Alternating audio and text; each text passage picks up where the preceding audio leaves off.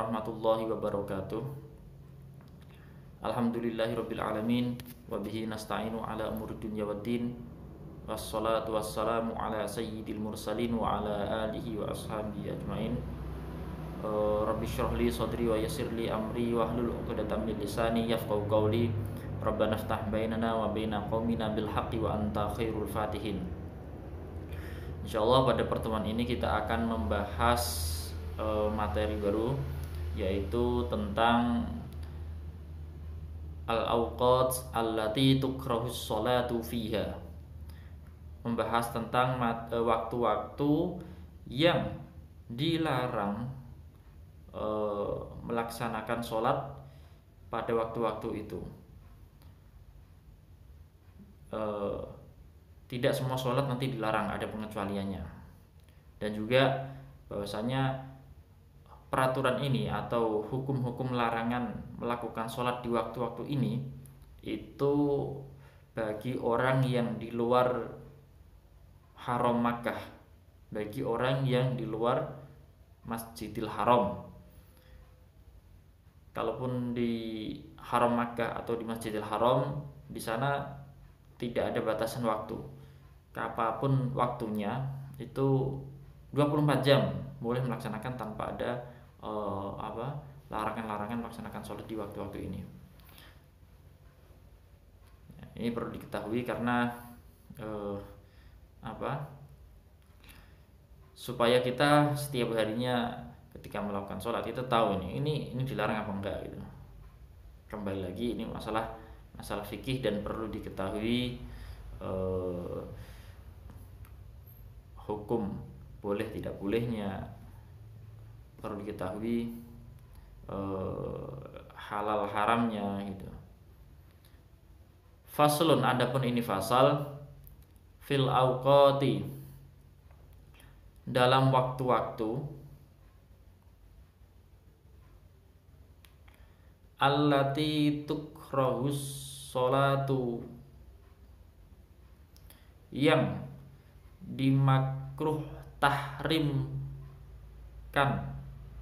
sholat.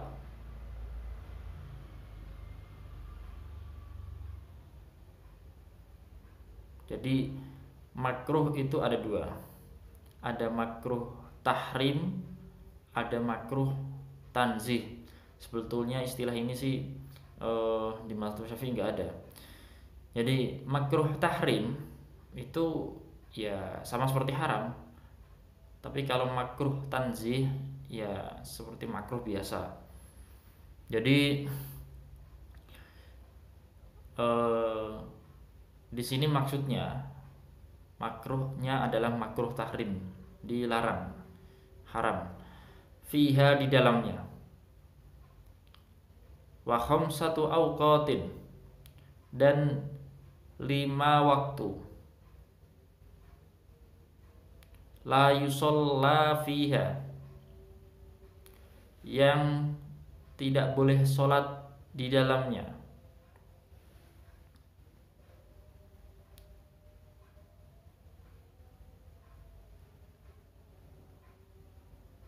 Illa sholatun, kecuali sholat, laha sababun, yang mempunyai sebab. Laha sababun, yang mempunyai sebab. Kasih tanda kurung terdahulu atau bersamaan. Illa sholatun, kecuali sholat, laha sababun, yang mempunyai sebab. Mempunyai sebab terdahulu atau bebarengan. Jadi sampai sini saya terangkan dulu. Sholat itu ada yang mempunyai sebab terdahulu, ada yang sholat tersebut dilaksanakan karena sebabnya bebarengan, ada yang karena sebabnya itu akan datang, ada yang sholat dilaksanakan tanpa sebab sama sekali. Contoh sholat yang mempunyai sebab terdahulu, kita tahu ada sholat tahiyatul masjid, sholat tahiyatul masjid. Orang sholat tahiyatul masjid itu sebabnya apa? Sebabnya dia masuk masjid, ya kan? Dia disunahkan melaksanakan sholat tahiyatul masjid karena dia masuk masjid gitu. Nah, karena dia masuk masjid, saya tanya, sholatnya dia sama masuk masjidnya itu duluan mana? Ya duluan dia masuk masjid terlebih dahulu. Nah, makanya sholat tahiyatul masjid yang sebabnya sudah ada sebelumnya, yaitu dia masuk masjid terlebih dahulu, setelah itu dia melaksanakan sholat. Ini contoh sholat yang mempunyai sebab terdahulu. Ada lagi sholat sunnah wudhu, ya kan? Ada sholat sunnah 2 rakaat wudhu. Orang kalau habis wudhu itu disunahkan ada sholat sunnah wudhu. Saya tanya, dia melakukan sholat sama wudhunya itu duluan mana? Duluan wudhunya kan? Sebabnya dia wudhu, baru dia disunahkan melaksanakan sholat sunnah wudhu tadi. Pertama tadi sholat tahiyatul masjid, contohnya sholat yang sebabnya terdahulu. Ada lagi, saya sebutkan contoh sholat yang sebabnya datang sebelumnya, atau sholatnya terlebih dahulu daripada sholatnya. Sholat yang sebabnya terlebih dahulu atau datang sebelumnya. Sholat jenazah. Orang melaksanakan sholat jenazah itu karena apa? Karena sudah ada yang meninggal, makanya orang menyolatkan orang yang meninggal tadi kan. Nah, meninggal dulu baru disolatkan. Ada lagi sholat qadha. Sholat qadha itu adalah orang yang ketinggalan melakukan sholat di luar waktunya. Itu orang yang ketinggalan melakukan sholat sementara batas waktu sholatnya sudah selesai. Nah, kalau itu nggak ada batasan, jadi waktu-waktu yang saya sebutkan tadi nanti. Jadi itu contoh sholat-sholat yang sebabnya terlebih dahulu. Orang qadha itu karena apa? Karena dia lupa atau karena dia tidak melakukan sholat di waktunya gitu. Itu contoh sholat-sholat yang sebabnya terlebih dahulu. Ada sholat yang sebabnya itu bebarengan. Contoh sholat yang sebabnya dengan sholatnya itu bebarengan adalah sholat gerhana matahari maupun gerhana bulan. Nah, itu dia kapan sholatnya? Apakah sebelum gerhana, menjelang gerhana dia sholat? Apakah setelah gerhana selesai baru dia sholat? Enggak. Orang disunahkan melaksanakan sholat gerhana bulan maupun gerhana matahari itu waktunya adalah ketika matahari ataupun bulan sudah mulai tertutupi. Dan kalau seandainya ada orang yang pengen melaksanakan sholat gerhana sementara gerhananya sudah terbuka lagi, sudah selesai, ya tidak disunahkan dia. Gitu. Atau sholat istisqa. Istisqa itu artinya meminta hujan. Saya tanya, orang sholat istisqa itu dia artinya istisqa kan minta hujan. Orang yang sholat istisqa itu permintaannya adalah agar diturunkan hujan. Sholat istisqa ya, dengan sholatnya dia itu adalah sholat permintaan diturunkan hujan, bebarengan sebabnya. Ada sholat yang sebabnya itu datang setelah sholat. Contohnya sholat ihram. sholat memakai pakaian ihram. Bagi orang yang mau umroh maupun haji, itu ada sholat ihram, 2 rakaat ihram. Itu kapan dia melaksanakan sholatnya? Orang ini di bahasan haji ya. Orang kan ketika mau melewati, ketika mau sampai pada mikot, batas dia memakai pakaian ihram, itu kan harus niat dan lain-lain, disunahkan mandi. Orang yang mau memakai pakaian ihram atau orang yang mau berihram, itu dia disunahkan sholat 2 rakaat. Kapan disunahkannya? Disunahkannya itu sebelum dia memakai pakaian ihram atau sebelum dia berihram. Sholat 2 rakaat baru ihram. Itu contoh sholat yang sebabnya datang setelah sholat. Ada lagi sholat istikharah. Orang meminta kebaikan dari Allah, dipilihkan mana yang lebih baik untuknya. Sholat istikharah. Istikharah itu minta dipilihkan kebaikan oleh Allah SWT. Sholatnya sama doanya itu di bulan mana? Di bulan sholatnya. Istikharahnya itu doanya ketika dia memanjatkan atau meminta, mengharap dengan doanya tadi itu. Ada satu lagi, sholat yang tanpa sebab. Sholat yang tanpa sebab, contohnya adalah sholat sunnah mutlak. Sholat sunnah mutlak, udahlah saya pengen sholat saja gitu. Sholat itu nggak ada sebabnya. Contoh lagi, sholat tasbih. Sholat tasbih nggak ada sebabnya, boleh kamu lakukan kapan aja. Oke, nanti sampai sini dulu. Jadi tadi ada 4 jenis sholat. Sholat yang sebabnya terlebih dahulu, seperti sholat jenazah, sebabnya ada sebelum sholat. Sholat tahiyatul masjid, sholatnya sebabnya itu datang sebelum sholatnya. Sholat sunnah wudhu, itu sebabnya datang sebelum sholatnya, dan seterusnya tadi.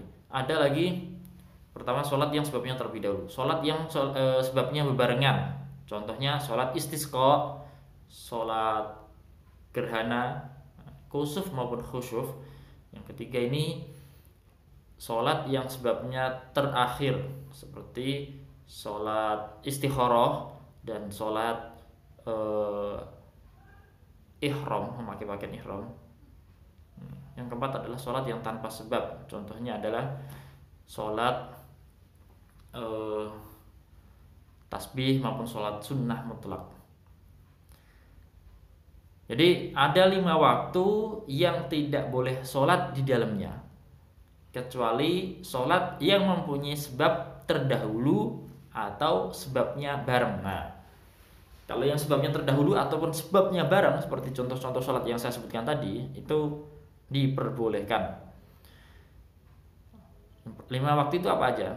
1 ini, ba'da sholati subhi, setelah sholat subuh, setelah melaksanakan sholat subuh. Hatta tatlu'a, sampai muncul asyamsu, matahari. Setelah seseorang melaksanakan sholat subuh, nah, sampai matahari itu muncul dengan utuh. Wa inda tulu'iha, dan ketika nah ini, ba'da sholatis subhi hatta tatlu asyamsu, mulai setelah sholat subuh sampai munculnya matahari. Berarti belum ini, mulai sampai munculnya matahari. Jadi mulai ketika sudah mulai muncul, yaitu sudah mulai tidak diperbolehkannya. Jadi ketika dia habis sholat subuh sampai matahari mulai muncul, itu waktu pertama. Yang kedua ini wa inda tulu'iha, dan ketika munculnya matahari, ketika mulai muncul lah, sudah mulai muncul sedikit, hatta tatakamala, sampai sempurna,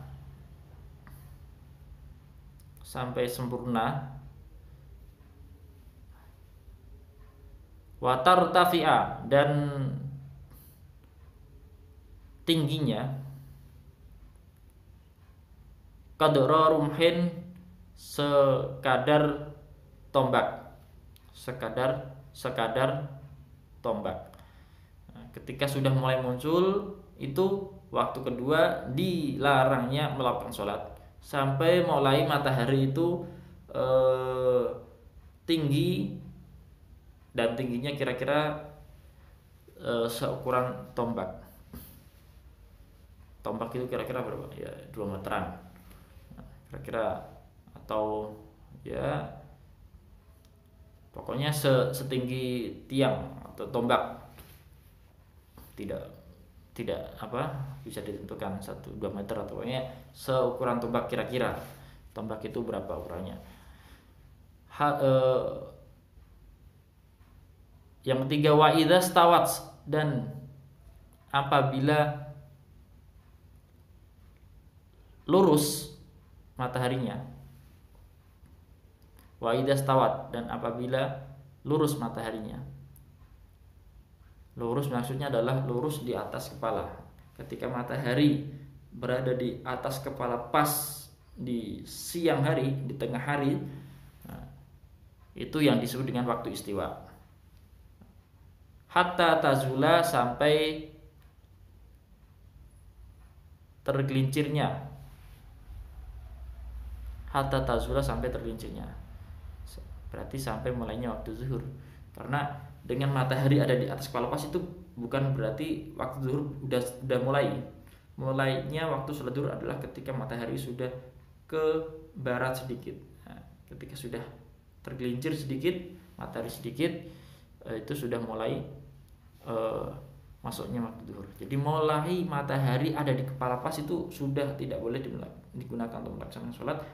Sampai ketika matahari sudah bergeser sedikit itu dilarang. Tapi kalau sudah bergeser udah boleh. Wa ba'da sholatil asri, dan setelah sholat asar. Wa ba'da sholatil asri, dan setelah sholat asar. Wa tartafi'a, wa ba'da sholatil asri, dan setelah sholat asar. Hatta taghruba syamsu, sampai terbenamnya matahari. Setelah seseorang melaksanakan sholat asar, udah itu mulainya waktu dilarang. Sampai kapan? Sampai matahari itu mulai terbenam. Saat matahari mulai terbenam, berarti mulai tertutup sedikit, mulai tidak kelihatan sedikit. Terus wa indal ghurubi, dan ketika mulai terbenam, gitu aja. Wa indal ghurubi, dan ketika mulai terbenam. Hatta yatakamala, sampai sempurna ghurubuha, terbenamnya. Jadi kan matahari kan bulat. Ketika sudah mulai tertutupi sedikit, misal ini ya, ketika sudah mulai tertutup sedikit, itu sampai terbenam semua, itu waktu yang terakhir dilarang melaksanakan sholat.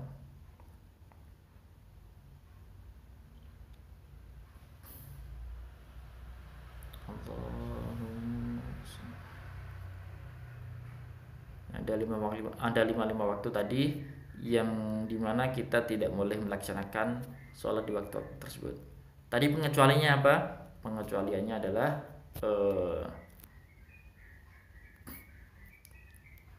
sholat yang mempunyai sabab terlebih dahulu maupun sababnya itu bebarengan. Kalau sholatnya itu gak apa-apa. Contohnya misal ya, sekalipun sudah melaksanakan sholat asar, tadi kan waktu yang pertama dilarang adalah waktu habis melaksanakan sholat asar sampai mulai terbenamnya matahari. Kalau seandainya dia sudah melaksanakan sholat asar, terus ada dia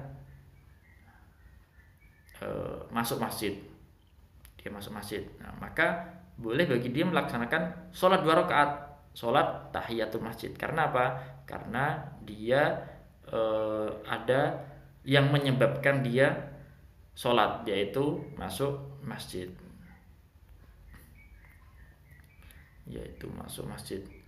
Atau misal setelah melaksanakan sholat asar ada orang yang meninggal, ya dia boleh sholat jenazah sekalipun dia sudah melaksanakan sholat asar dan waktunya ada di waktu tersebut.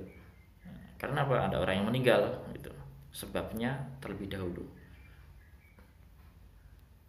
Ya Rabbana i'tarafna bi annana iqtarafna wa annana asrafna ala ladha ashrafna fatub alayna tawbah تغسل لكل حوبة واستر لنا العورات وآمن الروعات واغفر لوالدينا ربي ومولودينا والأهل والإخوان وسائر الخلان وكل ذي محبة أو جيرة أو صحبة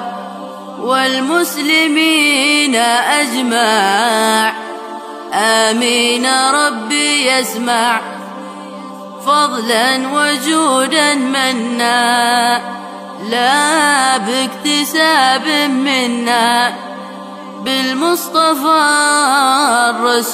الرسولي نحظى بكل سولي صلى وسلم ربي عليه عد الحب وآله والصحب عداد طش السحب والحمد للإله في البدء والتناهي.